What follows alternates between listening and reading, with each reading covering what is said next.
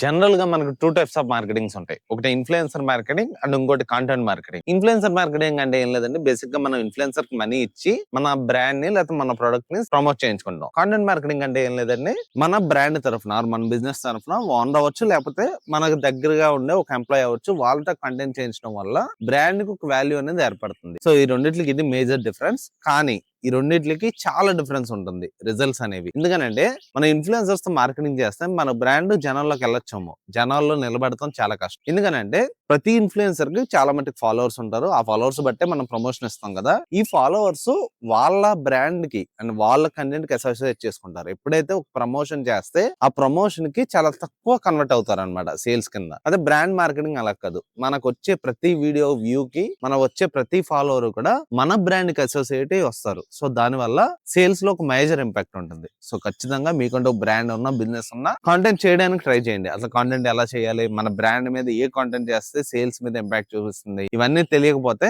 మన smash media మీకు ఖచ్చితంగా హెల్ప్ చేస్తుంది. సో ఖచ్చితంగా స్క్రీన్ మీద డిస్ప్లే అవుతున్న నెంబర్ కి అయితే కాంటాక్ట్ అవ్వండి.